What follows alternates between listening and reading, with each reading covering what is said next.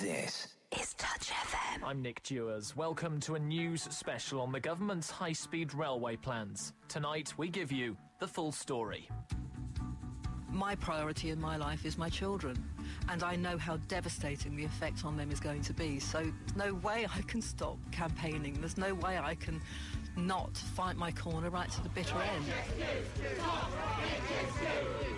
My thoughts were amazement that they could possibly even conceive to put a railway the width of a motorway through our beautiful, countryside. High-speed rail is something that everybody can use. This project's going to be successful because it's used by a lot of people. We are not going away. The fight goes on. Do not lose heart. Yes, good evening from Crackley in Warwickshire, just 50 metres from where the high-speed railway is expected to go. It's just over a week since the government announced the multi-billion-pound scheme will go ahead. And tonight we'll be hearing the reaction of people affected by the plans as we take you on a journey along some of the high-speed route in the Midlands, starting off in Birmingham and moving down the route of the line to Northamptonshire.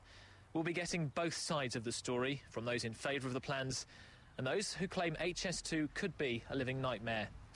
First tonight, I'm joined by our reporter Anna Sills. Now, Anna, you've been visiting some of the communities affected by the route over the last week or so. Just run through some of the key points from last week's announcement. Well, Nick, as you say, HS2 will go ahead now. The first stage of the line will run from Euston Station in London to Curzon Street in Birmingham, and it'll cost around £17 billion. Now, work could start on the project in 2016 with the line open 10 years later. And, of course, the trains are high speed, so they'll run at up to 250 miles an hour and get you from London to Birmingham in just 49 minutes. Anna, thanks very much. Well, as I say, we are here in Crackley near Kenilworth, and we're at the home of Vicky Shanks. Now, Vicky, I first spoke to you a year ago about HS2. Just remind people about your situation here. I've lived in this house for 25 years. I have 7 children. 4 of them are on the autistic spectrum. 2 of them also have cerebral palsy. My husband committed suicide 4 years ago, and HS2 is going to run right outside our back door. Last year we had the consultation, which involved a series of road shows at various places affected by the line. You went to the one in Kenilworth. Has anything about that process and in the intervening time since then reassured you about what lies ahead for you? No, absolutely not. I did go along to the consultation. I did speak to a lot of people there. They were, and I hate to say this, but they were only interested in promoting the positive aspects of HS2. I only spoke to one person there who had any interest in my personal circumstances, and I'm by no means the only person along the route who has a sorry story to tell. I was told at the time, I did speak to one person who was vaguely sympathetic, who said he would try and find out whatever he couldn't get back to me, and I never heard anything. So I'm still as much in the dark as I was. The consultation, as far as I'm concerned, on a personal level, was a complete waste of time. Vicky, thank you. Well, before we find out more about HS2 and some of the people affected, I thought we'd look at its origins. And the holidaymakers wait at the platform, eagerly anticipating the arrival of the resplendent steam engine. They're off to really Wales for their holidays, and what better way to travel than one of Britain's finest trains? The invention of the steam engine helped create one of the greatest railway networks in the world. By the mid-20th century, there were more than 19,000 miles of train tracks across Britain and 7,000 stations. Soon, electric trains began to replace steam, but it was the 1960s that saw some of the biggest reforms ever seen on British railways. They're closing the stations with beautiful names: Appledore and Chasewater and Saffron. A review by New British Railways chairman Dr. Richard Beeching led to the closure of 8,000 miles of track and 2,000 stations as he tried to stem major financial losses. And in doing so, he became a hate figure. All we're doing is to display the facts of the situation and make proposals for correcting things that are clearly wrong. The 1970s saw the advent of the Intercity 125 as the 125-mile-an-hour trains began to be used to get people between the big cities. Then, in 1994, this happened. The Queen started her historic journey from the new Channel Tunnel terminal at London's Waterloo Station, aboard one of the Eurostar passenger trains that will eventually whisk travellers from London to Paris and Brussels in around 3 hours. HS1, Britain's first domestic high-speed railway, was complete in 2007. But the government thinks Britain has fallen behind most of Europe and the world when it comes to high-speed train travel. France, Italy and Germany have had high-speed trains for more than 30 years. Japan opened its first high-speed railway in 1964. This railway line will help secure our country's prosperity in the future, but it will critically provide the capacity that passengers will need, not just in the next 10 years, but in the next 30, 40, 50 years. That's the Transport Secretary, Justine Greening there. At a cost of £17 billion, we'll be finding out tonight whether HS2 is worth the economic cost, the cost on Britain's countryside, and the cost on the people who live there. So we start tonight's high-speed rail journey in Birmingham, where the government say it'll have a huge benefit. We've been speaking to some train passengers to get their thoughts, and we've also been hearing from some of the project's key players. My name's Guy Green, and I come down to London about once or twice a week. I wouldn't really use the HS2 that often myself. I think the services are pretty good at the moment from where I'm coming from. Hi, I'm Lauren. I live in Tamworth, and I'm totally against HS2. I think it's going to be a complete waste of taxpayers' money. I probably would never use it at all. Hi, my name's Helen Davis. We do use the train down to London, but I think if HS2 was put into commission, then I would use it a lot more, purely for the time factor of how long it will go from Birmingham down to London. Hi, my name's Angus Lavin, and I travel to Birmingham and up to London fairly regularly, and I think I probably will, no doubt I will use it, but not very often, and I don't think it would help the public transport that I need and a lot of people need in the country. Justine Greening, Secretary of State for Transport. We looked at a lot of alternatives. High-speed rail is by far the most effective, giving us some brand new capacity on a brand new line. It's going to really open up the capacity on the existing railway network, and I think that will benefit thousands or hundreds of thousands of passengers. I'm the chairman of High Speed 2 Limited, Sir Brian Briscoe. We're working very hard in the areas where the railway runs through and creates problems for people environmentally and in local communities. But what we're trying to do is to mitigate the impacts as much as possible. One man has been at the forefront of efforts to fight the HS2 plans, and Anna has been to meet him. So the hub of the national campaign to stop HS2 is based here in Kenilworth, and Joe Rukin has been the man behind the campaign for the past 22 months. I'm joined by him now in the Stop HS2 office in Kenilworth. Now, Joe, we've heard the announcement. Were there any surprises, any shock in there for you? Not really. It's not shocking, sorry. It's saddening, really, that the government haven't listened to a single word that we have said over the last 22 months. And we've had a lot of time to spend a lot of effort looking at the plans, understanding things, and realising that from top to bottom, there just isn't a case for doing this. And it's simply been a political decision that the government have decided, we're going to do this, it's what's needed, we're not listening, it's fingers in their ears time. And, this is obviously going to drag on for a number of years. And it's really saddening that government just make up their minds with so little evidence. But for you, for the campaign group, it's been quite a hard slog up until now. Do you feel a bit disheartened? No, not at all. What we've found in the past couple of weeks is far more people have come to the cause. It's woken up a lot of the people who've done, who've been on the sidelines for maybe up to a year, maybe, as far along ago as 22 months ago when the announcement first happened. And because there's been so much media concentration on HS2 over the last couple of weeks, the country's found out about it. And we always knew that when the rest of the country found out about HS2, it's been very high on the news agenda in the areas it affected for the last 22 months. But when the rest of the country found out, they scratched their head and they went, how much? For what? For just that? What about the cuts that are happening here, there, everywhere? Apparently the country hasn't got any money. I know financially it's been a struggle to keep the campaign going over the last 22 months. How do you think you're going to keep funding this project? Well, obviously we've had donations from individuals, but the majority of our funding has come through the action groups, through quiz nights, whiz drives, jumble sales, raffles. It has all been community involvement. There's a lot of places that have done a lot of events over the last 2 years, purely to raise money, and that is where it's all been coming from. Obviously, we can always do with more. A legal challenge is not going to be a cheap thing to do. However, the good thing about judicial review is that if someone else starts the case, then you can sort of tag on at a much cheaper rate. And of course, with over 100 miles affected, we've got a few solicitors and a few retired solicitors up and down who will be able to help us out there. But there's still a cost.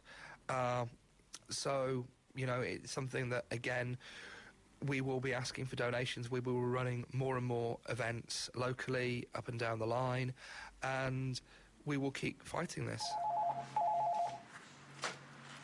Good afternoon, Brian Holt, estate agents. How may I help you? Some estimates suggest HS2 could lead to the demolition of 400 houses and lead to noise and vibrations for many more homes close to its route.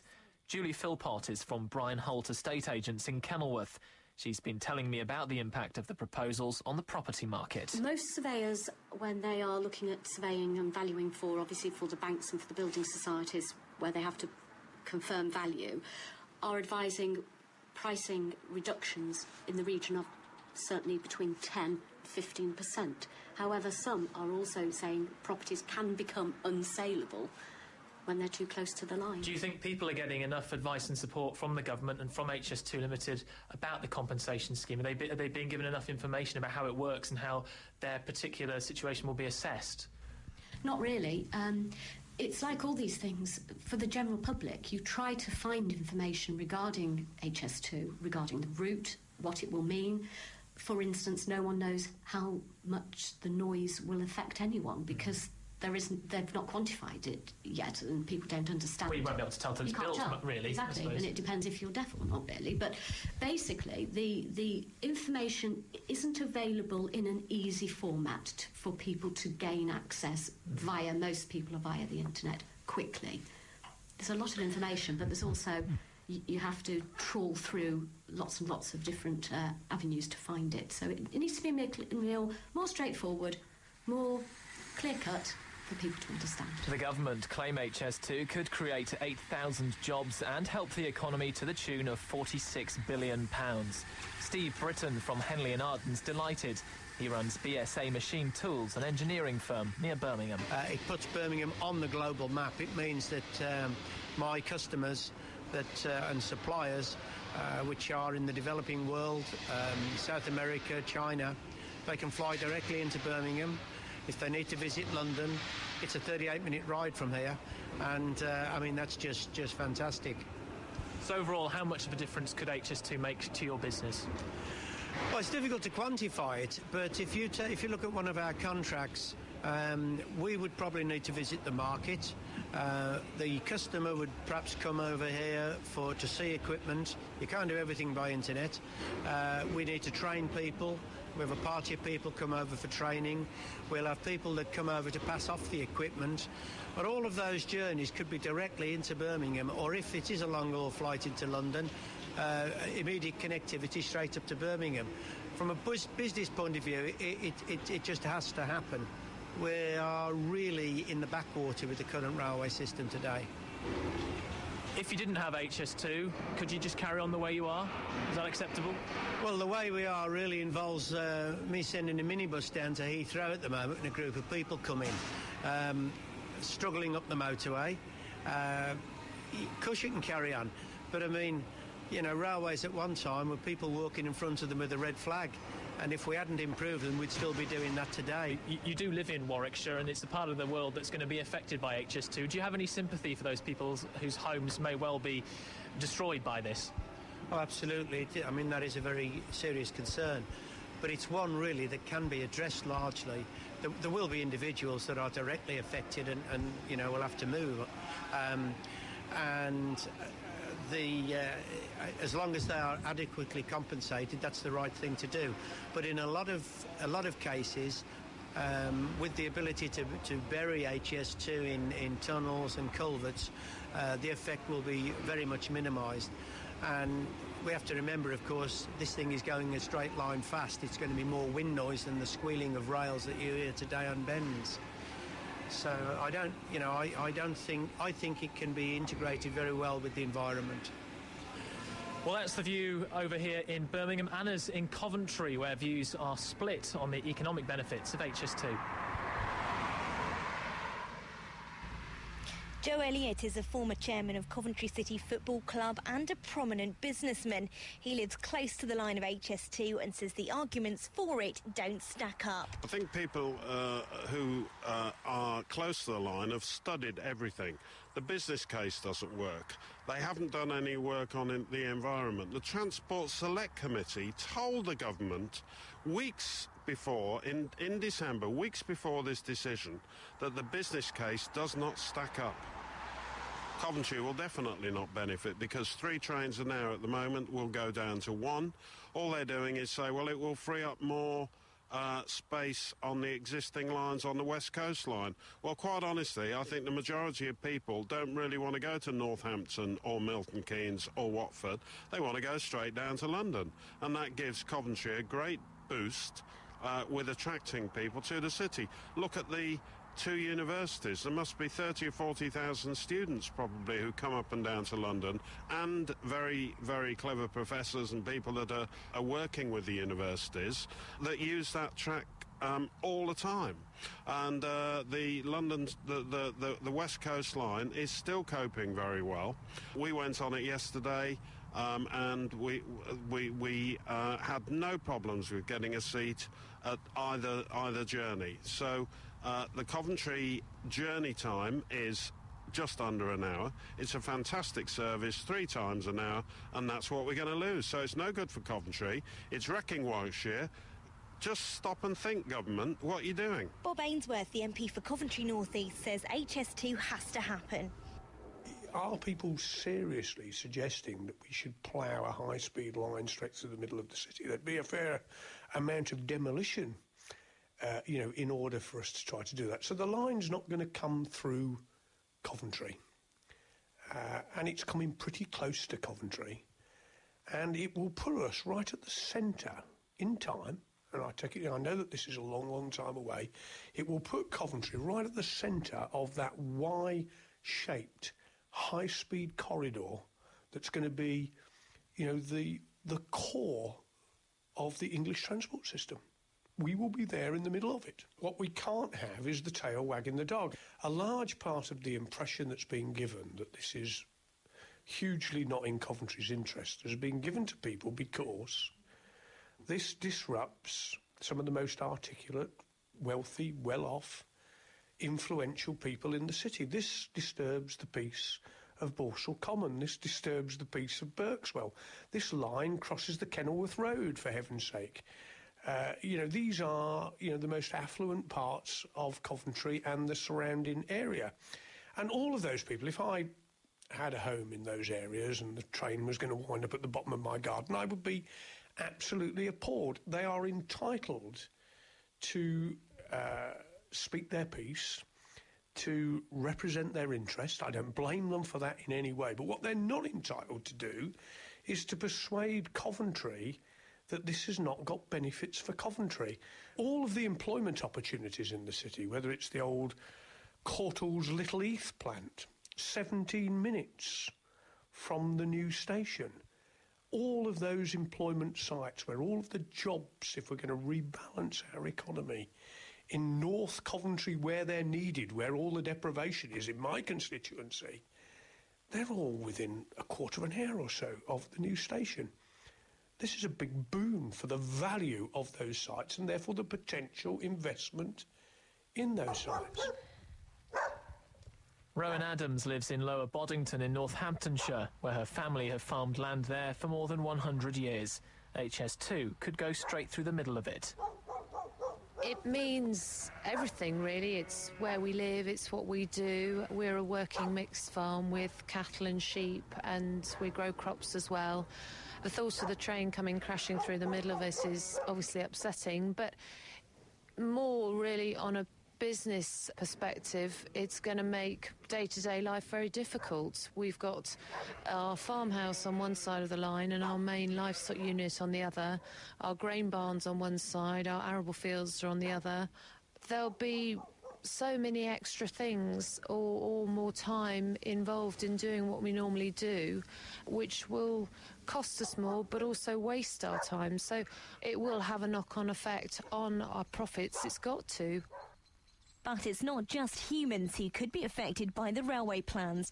Wildlife campaigners are worried about what they could mean for some of England's best-loved countryside.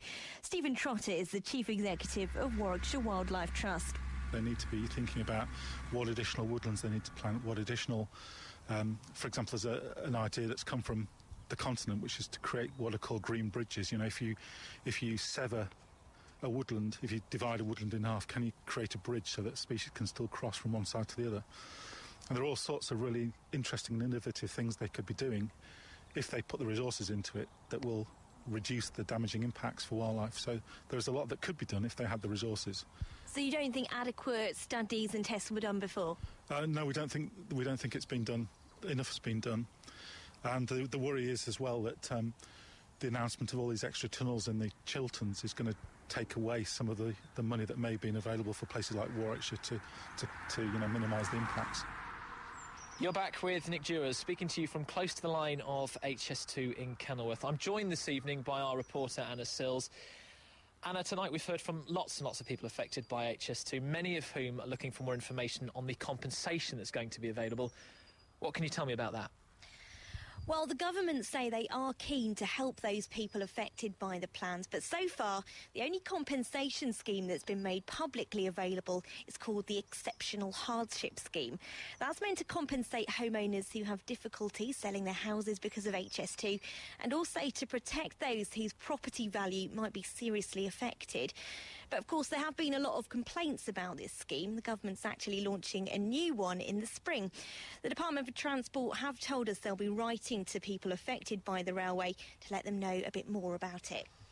So watch out for that letter. OK, Anna, thank you very much. When we come back, we'll have more about HS2 and what it means for people in our area. This is Touch FM. I'm Anna Sills, back with you on our tour of places in the Midlands affected by the high-speed railway line. And Nick's been off to see a lady who lives near Tamworth. For some people, the fight over high-speed rail is only just beginning. I'm joined by Angela Baines. We're outside your house in Wharton in North Warwickshire. Can you just talk me through your situation here? We're in the unusual situation in that, according to our MP, the County Council, and even a map from Department for Transport, which has been withdrawn, that we're potentially on the route of the Y route, the spur from Birmingham up to Leeds. There are various documents which discuss the routes between Birmingham and Leeds, and a lot of them conclude that the M42 corridor would be the best option. So we here in Wharton, Polesworth and various other villages in the area are waiting to hear where that final route is going to be. Just to make that clear, that is the next stage of the route that's not yet been published by the Department for Transport. That's right. The Department for Transport and the government had the consultation during summer 2011 that everybody knows about. They said it was a national consultation, but they hadn't actually published the full route. So we're here basically like sitting ducks and feeling very disenfranchised because there are thousands of people up and down the country who are unaware that in a few months' time they're going to wake up and be told that the government wants to put a high-speed rail route by them. So people here are very, very annoyed and feel that the government just isn't acting democratically about this. So we're here, it's a nice kind of rural village. I know you've got the M42 over there, but how close to where we're standing now in your back garden could the railway be?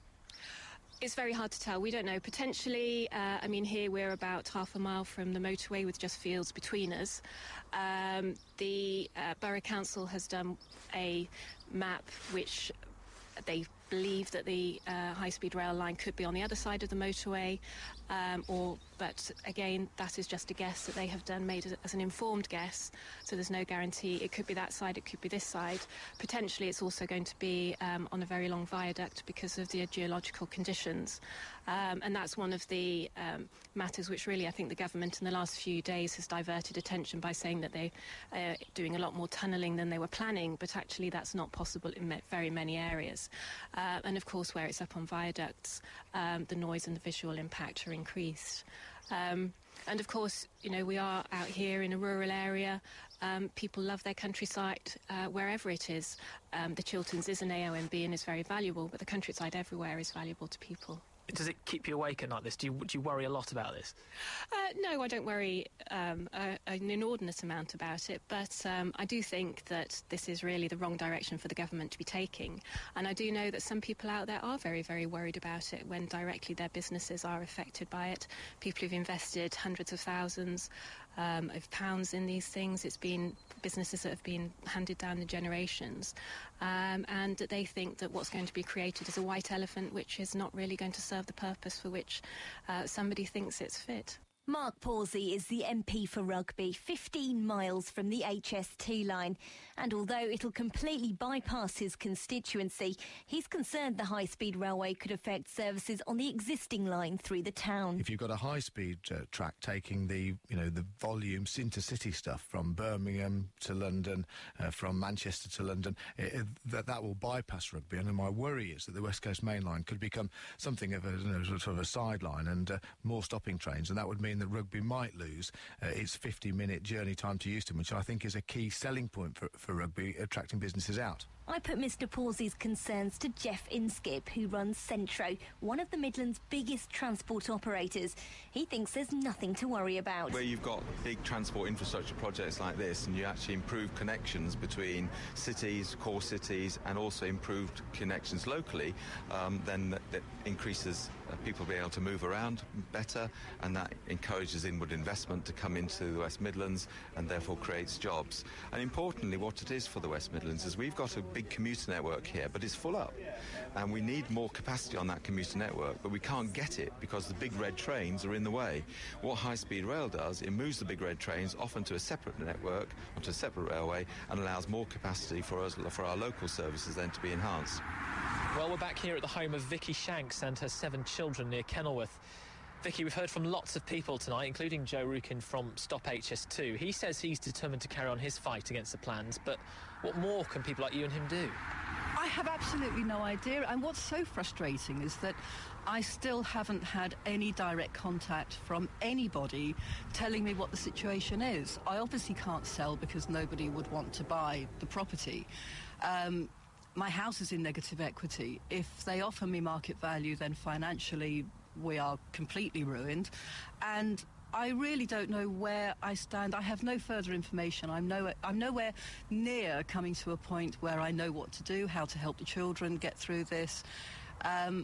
And I have to say, I think there could have been a lot more done by the government. There's been a huge amount of insensitivity towards the people directly affected by HS2. It does seem that we are just a minority of people who are going to have to put up and shut up and tough. How bothered are your children about this? I mean, are you being open with them? Do they know what's going on? I presume they know it's going ahead now. They do. Actually, I was away for a few days last week when the announcement came through. And since I've come back, the anxiety levels amongst the children have absolutely gone through the roof. And when you're on your own and dealing with a situation like this, it's very, very difficult because they all need so much support. We were having a discussion a couple of days ago, and they really are... The problem with the children is they want to stay living in the house they lived in with their father. Obviously, because of the circumstances of his death, it's their memory of him and the memories they have here. And they're really not coping at all. And I guess it's the case that in a few years, if and when the line's built, they will have a railway line to look at, not the place where they lived with their dad. Yeah, exactly. And whether it's tenable to carry on living here, I don't know. This is all part of the uncertainty. And the other problem from my perspective is with 4 children on the autistic spectrum, they don't handle noise, smell and vibration, etc., as well as maybe the rest of us do. Their sensitivities are very, very extreme. So if we do have to stay living here with the train running alongside, how the children on the autistic spectrum will cope with those sensitivities is another issue, and whether they'll be able to handle it is debatable. Unlikely. If the government came to you and said, look, we'll give you X amount of money, is that enough for you? Is that enough, or would you like to stay in the house if you can? For the children's sake, I'd like to stay in the house. But I really can't see that being a possibility if the train is going to be as close to the house as I believe it is, because the children wouldn't cope with the noise and the smell and everything else to do with it. Osborne, my son, he can't cope with the sound and the smell of someone brushing their teeth. He runs screaming from the room.